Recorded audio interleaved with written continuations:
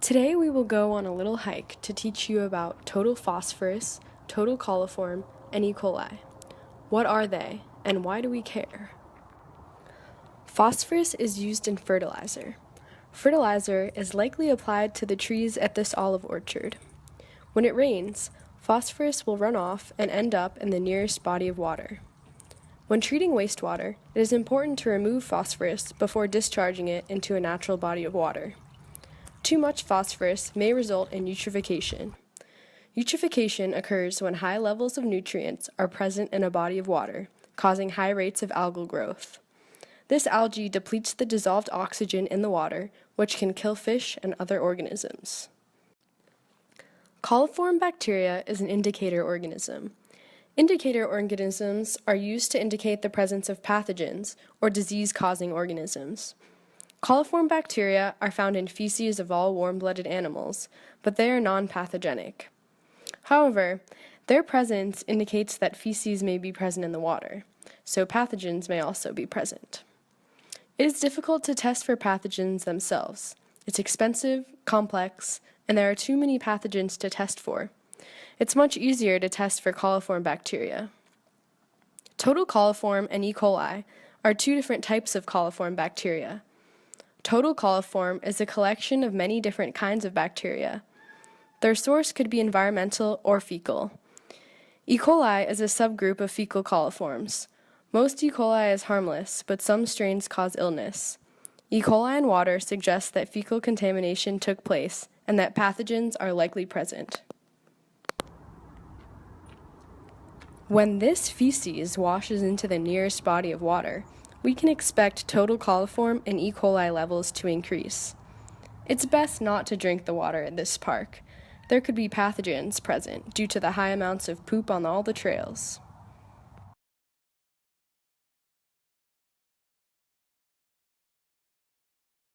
This is a bacterium. It's in a pond, and it's going to be inactivated. Bacteria are too small to settle on their own, but they can stick to larger particles, which sink, trapping them in the sediment. Bacteria are eaten by many larger organisms, such as this Daphnia. They can also be inactivated by inhospitable conditions such as high temperature, extreme pH, or low oxygen. They can also be inactivated by light, either by direct photoinactivation or by the production of reactive intermediates. In wetlands, bacteria can become trapped in plants or biofilms.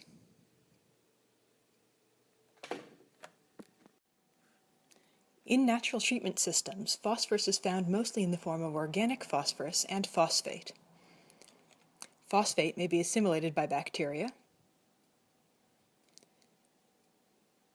by algae, and by plants. However, when these die, it may be re-released. At high pH, phosphate may also precipitate with various cations.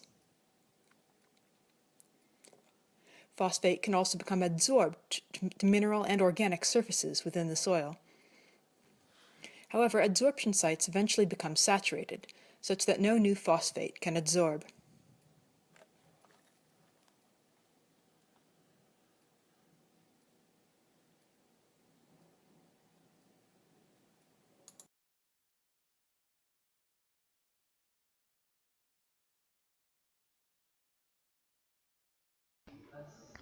First, add reagents to sample and pour them into quantity tray. Seal in quantity tray sealer and place them in incubator for 24 hours. After 1 day, read results by counting yellow cells and fluorescent cells under UV lamp. First, add samples to the test vials and add 1 bag of potassium persulfate powder below in it. Shake so that all the powder dissolves and put it into a reactor for 30 minutes. After that, let the vial cool to room temperature. Add 2 ml of Given sodium hydroxide standard solution to the vials and dissolve all powders. After zero adjustment, add the contents of phosphor 3 powder pillow to the vial. After 5 minutes, read the samples using the machine.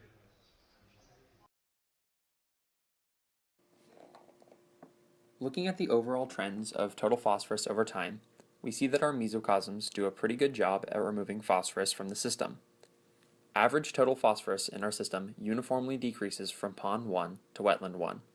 Pond 1 is fed by wastewater, which has a high concentration of total phosphorus, which is converted to phosphates and taken up by algae and bacteria by the time it gets to wetland 1.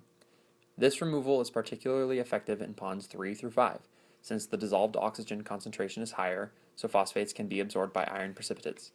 They are then able to be removed through bacterial assimilation.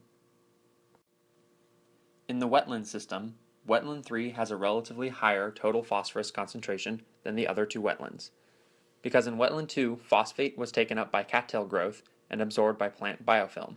Additionally, wetland 4 has a high DO concentration, which promotes the total phosphorus absorption by iron precipitates and the removal through biological uptake of those phosphates. One strange thing did happen during the semester that caused total phosphorus to spike in ponds 1 and 2 and wetland 3. These spikes occurred at the end of February for ponds 1 and 2 and again in mid-April for ponds 1 and 2 and wetland 3. This trend isn't explained by any removal mechanism we have proposed, so how could this be happening? Since the concentration of phosphorus is dependent on pH, we considered the idea that a drop in pH could have caused resuspension of phosphorus. It turns out that this explanation is unfounded, as we do not see a significant change in the pH at the time of the total phosphorus spikes. However, we do observe a similar spike in the nitrate data, as well as drops in the dissolved oxygen concentrations in all ponds around these same times. These two consistent trends lead us to believe that there was an algae die-off that occurred due to environmental changes around these times. Our leading suspicion is that increased exposure to sunlight led to the die-off of surface algae, which in turn released both phosphorus and nitrate, and lowered the dissolved oxygen concentrations in the system due to reduced algae production. Here's the results and discussion for E. coli and total coliforms. The E. coli is fed directly into pond 3, so when analyzing the data, we found E. coli decreased significantly from pond 3 to wetland 1. There are even no detectable E. coli in pond 5 and wetland 1, which means the mesocosm works pretty well in E. coli removal over time. Let's see more about the trend for pond 3. As the figure shows, the concentration of E. coli starts low, peaks at mid-semester, and drawdowns at the end. So combining with the weather change, we can see what happened inside. In Berkeley, especially in this year, we have more rainfall and less sunlight on February and early March, which inhibited the inactivation for E. coli. After that, the rainfall went down and the sunlight became stronger, which promotes the inactivation. This perfectly fits the E. coli change during this semester shown in last slide.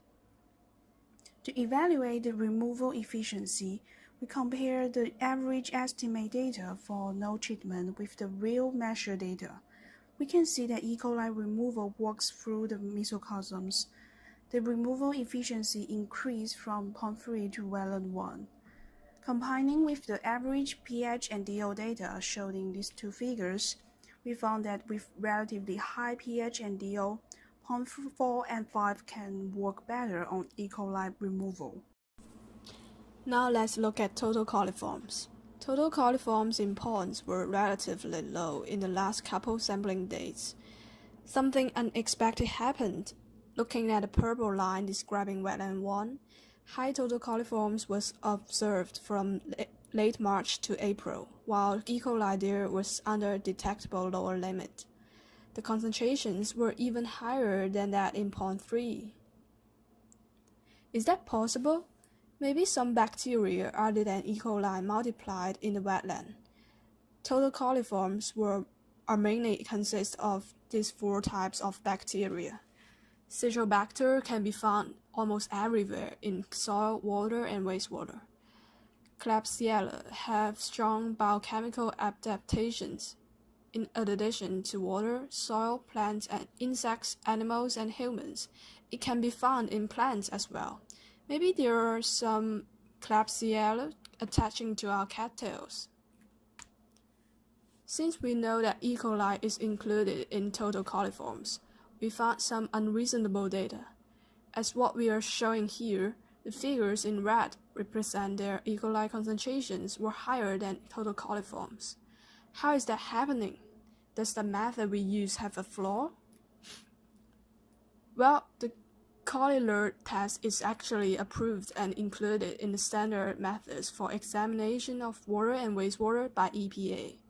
So, as the picture in the top left corner shows, it is sometimes hard to recognize the positive cells. Maybe people just miss some light yellow cells. The suggested method is to first mark the yellow cells and then make a second mark if it is fluorescent.